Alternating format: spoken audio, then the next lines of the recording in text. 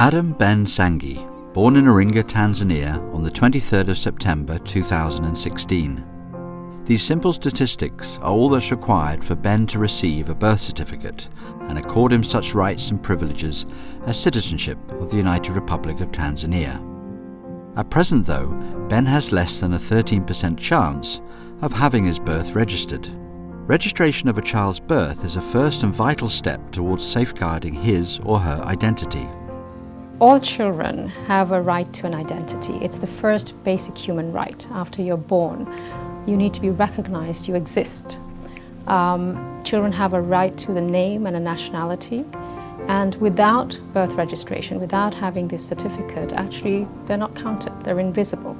And what that means is that they're vulnerable because they can't be protected through the systems that government and others have put in place.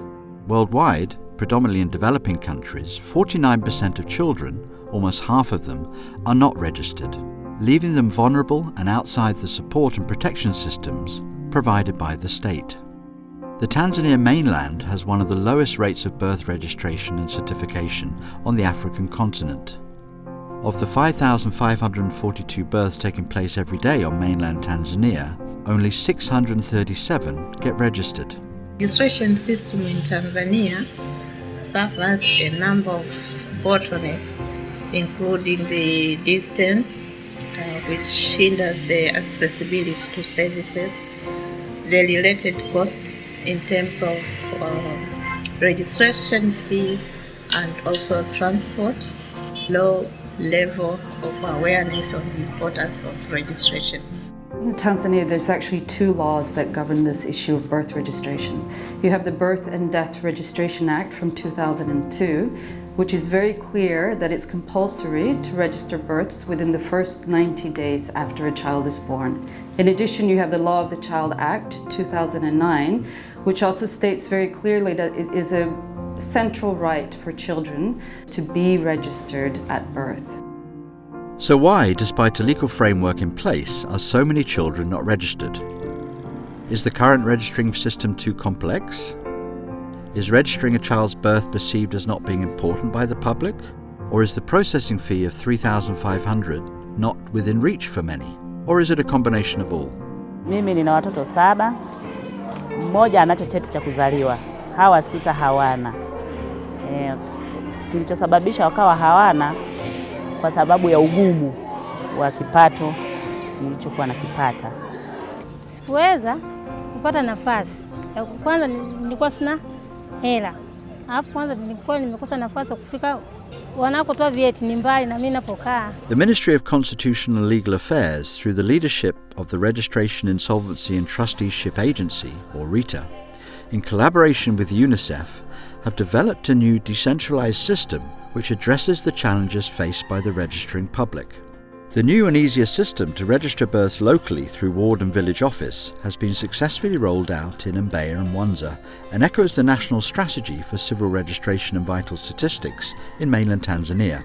The new decentralized mode in this instant focuses on under 5 children in an effort to clear the backlog of unregistered children by promoting local routine birth registration free of charge. RITA, with the support of UNICEF, is in the process of rolling out the new decentralized system for the under 5s to 10 more regions, including Iringa and Njombe. Taasisi ya serikali RITA inawatangazia wananchi wote wa mikoa ya Iringa na Njombe kwamba watoto wote wenye umri chini ya miaka 5 wataanza kusajiliwa na kupata vyeti vya kuzaliwa bila malipo. Hakuna nchi yoyote duniani inayoweza kupanga mipango thabiti ya uhakika ya maendeleo kwa wananchi wake bila kuwa au kuongozwa na takwimu sahihi za idadi ya walengwa wa maendeleo wenyewe ambao ni wananchi. Mpango wa usajili na kutoa vyeti vya kuzaliwa kwa watoto wa umri chini ya miaka 5 katika mikoa ya Iringa na Njombe umezinduliwa rasmi.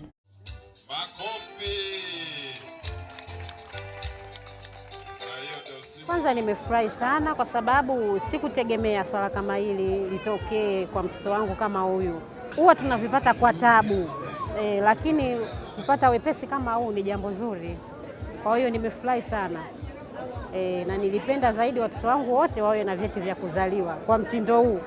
Kwetu sisi ni utaratibu ambao ni mzuri. Wakina mama wamepata matatizo kwa sababu wanaishi mbali na gharama ni kubwa kwenda kupata vyeti vya kuzaliwa. Itawezesha watu wote kupata vyeti vya kuzaliwa kwa muda mwafaka. Nashukuru Mungu nimepata kwa watoto 3, nimepata vyeti. Alafu bure bila gharama. Kwa hivyo nashukuru kwa kufanikisha kwa watoto 3. So the work that we've been doing on birth registration here in Tanzania is a perfect example of public-private partnerships. We have here the government of Tanzania, we have UNICEF, we have strong support from the Canadian government. We have RITA, TIGO as private sector, and we have VSO. Each one of us is playing its part. And I think it's great how these things can come together for the kind of results that we're seeing. By implementing new technologies in the form of mobile applications, data collection and data transfer have played a vital part in improving the service. We developed the application which can work with any type of mobile phone. We also contribute mobile phones that are used in the registration of children. While registration of under 5s is free of charge in the area where it has been implemented, the fee still applies for the rest of the country. With the upcoming linkage with the National Strategy of Civil Registration of Vital Statistics, investing in a fee-free registration would outweigh the returns of charging for birth registration in the period of 5 to 10 years. Parents want to register their children. There is an inherent desire to register their children, but there are lots of obstacles that get in the way, and cost is definitely the most important obstacle. Naisikia vizuri kwa kupata vyeti bure. Natoa shukrani kwa kutoa vyeti bure.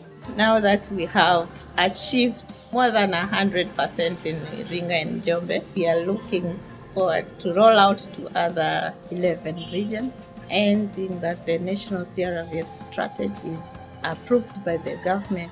I'm hugely optimistic that in Tanzania, if we continue this way with this kind of spirit and leadership and partnership, we will make it. So let's have that level of drive and optimism for the children of Tanzania.